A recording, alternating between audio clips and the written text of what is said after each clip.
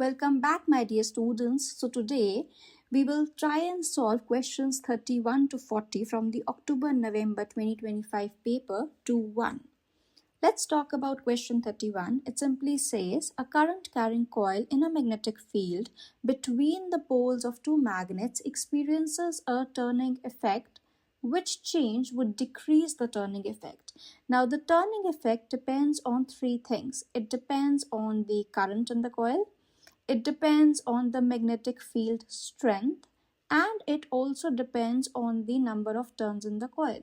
So if I want to decrease the turning effect, either decrease the current or decrease the magnetic field or decrease the number of turns. If you look at option A, we are decreasing the distance between the magnets, which will not decrease the turning effect. For option B, if you increase the current in the coil, then the turning effect would increase.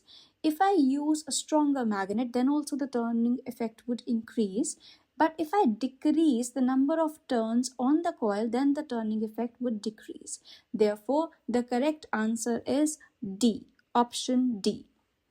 Now, let's quickly move on to question 32. It says, cables transmit electrical power from the output of the transformer at a power station to the input of another transformer at a substation. Now, the power at the output of the transformer at the power station is 400 megawatts. Which situation delivers the most power to the input transformer at the substation?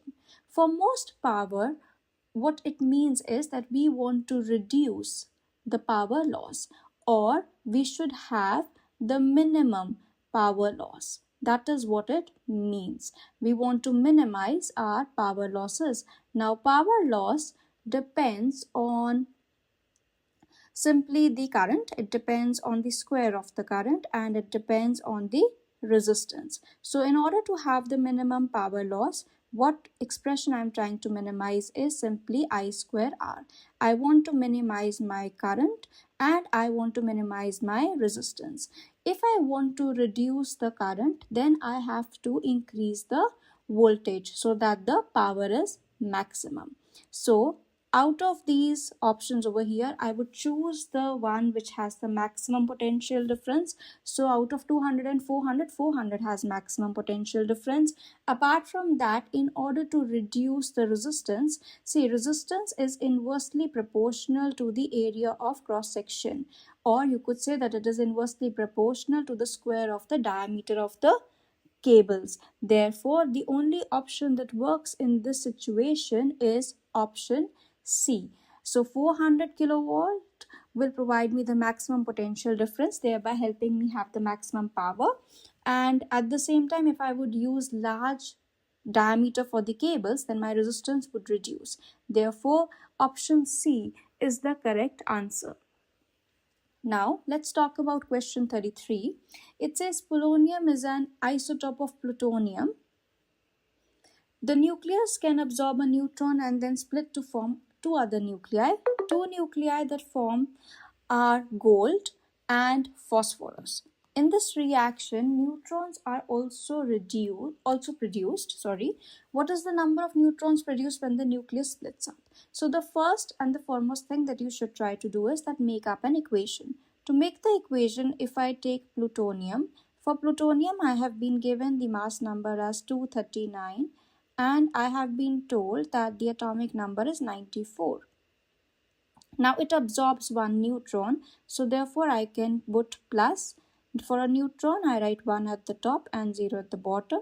And this is further splitting up into two products as been told here. So we have gold with an atomic number of 79 and a mass number of 207. Along with gold, there is also phosphorus being produced, which is having an atomic number of 15 and a mass number of 31. And along with that, there would be some neutrons that are getting produced, but we do not know how many of these neutrons are being produced. So let's just write it like this for now. Now, in order to understand this, you have to keep it in mind that the total atomic number on both the sides have to be balanced and the total mass number also has to be balanced. So on the left side, I have a total atomic number of 94. And on the right side also I have a total atomic number of 94. So that one is pretty balanced. And now on the left side I have a total mass number of 239 plus 1, that's 240.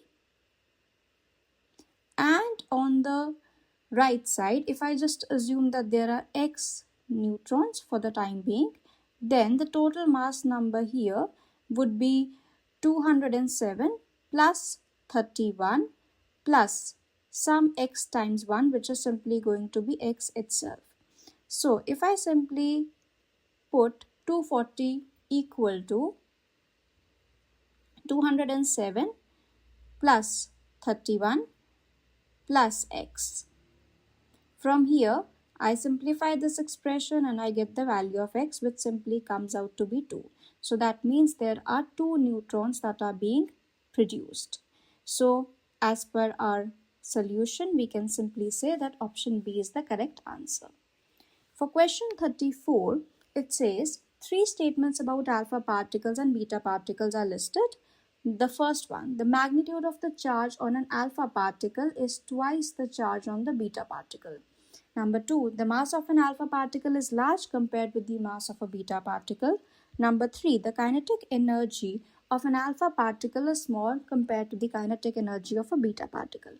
Which statement helps to explain the different ionizing effects of alpha and beta particles? Now we know that out of alpha and beta, alpha is more ionizing.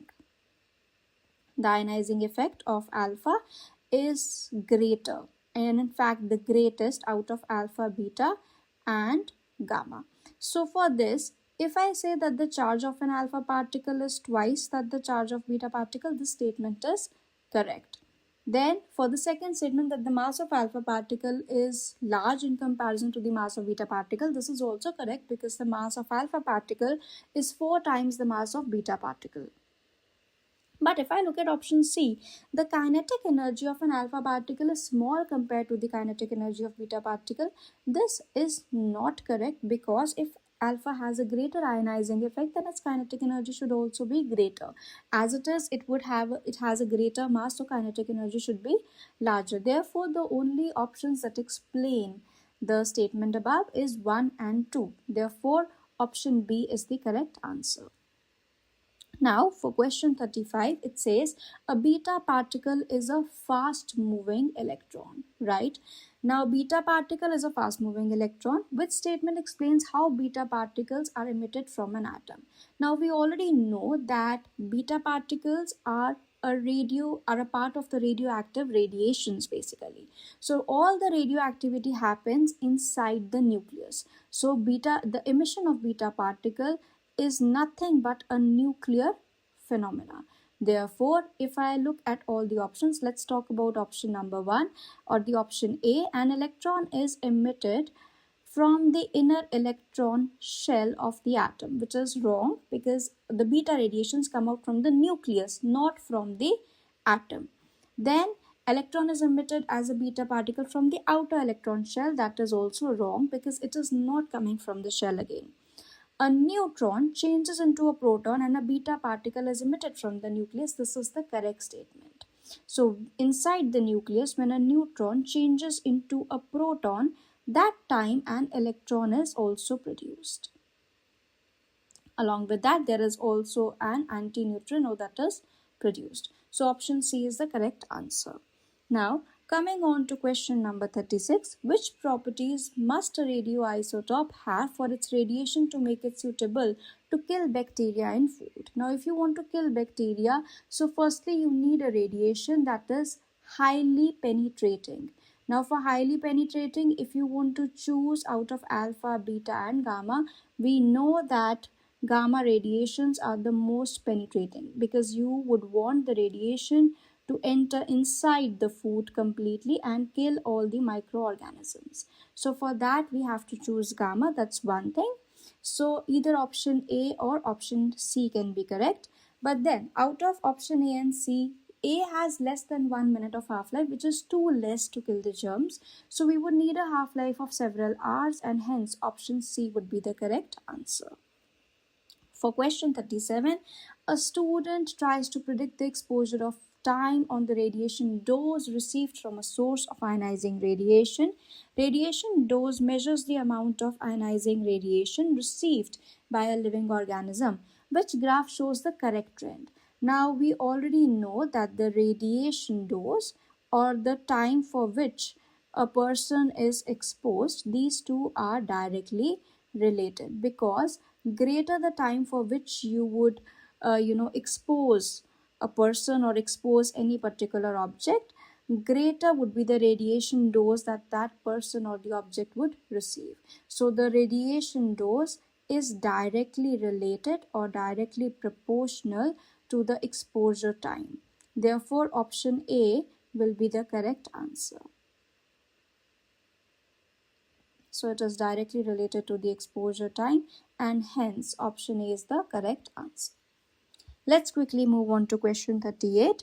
A satellite is in orbit around the Earth. The orbital radius is r, time period is t. Which expression gives the orbital speed? Now for orbital speed, if we want to calculate, we would simply use the basic formula that orbital speed is going to be equal to the total distance by the total time. The total distance in this situation would be the circumference of the circle, because we assume that it is moving on a circular path. And further, because we are talking about one complete rotation, and the time taken for one complete rotation is nothing but the time period t. Therefore, the orbital speed would be equal to 2 pi r by t. And hence over here option C again is going to be correct. Moving on to question 39. Comets move around the sun. Which statement describes the orbit of a comet? The orbit is circular with the sun at its center. No, the orbit is not circular, the orbit is elliptical. Then the orbit is circular with sun not at the center. That's again the wrong situation. So option A and option B both are incorrect. The orbit is elliptical with the sun at the center of the ellipse. The orbit is elliptical, but the sun is not at the center of the ellipse. Therefore, the only correct answer here is option D. Lastly, let's talk about question 40. A galaxy is at a distance of 60 million light years from the Earth. The galaxy is moving at a speed of 1,300 kilometers per second. 1 light year is about 9.5 into 10 to the power 12 kilometers. There are about 3.2 into 10 to the power 7 seconds in 1 year. We want to find out the age of the universe in years. So what we want to calculate is basically time. And in order to calculate time, we can rearrange the formula speed is equal to distance upon time. So time would be equal to time would be equal to distance divided by speed. If I simply rearrange the basic formula of speed equal to distance upon time. So speed, because it is equal to distance divided, so time would be equal to distance divided by speed. So distance in this situation they are saying is 60 million light years. So 60 million means 60 into 10 to the power 6 light years. And 1 light year they told us is approximately 9.5 into 10 to the power 12 kilometers. So we will do this into 9.5 into 10 to the power 12. That is my total distance over here. Now for the speed, they told us that the speed is 1,300 kilometers. So this is correct, but then this would give us the time in seconds because the speed is in seconds. To convert this time that is in seconds, to convert it into a year, because they have asked us to estimate the age of the universe in years, they have told us that 1 year is 3.2 into 10 to the power 7 seconds. So therefore we further divided by 3.2 into 10 to the power 7 seconds. Now let's see what option matches this one. So if I look at option B, 60 into 10 to the power 6 times 9.5 into 10 to the power 12 upon 1,300 times 3.2 times 10 to the power 7. So option B is the correct answer. I hope you have understood all the 40 questions which are available in my videos. If you've understood them, if you like my explanations, then do subscribe to my channel. Thank you for watching.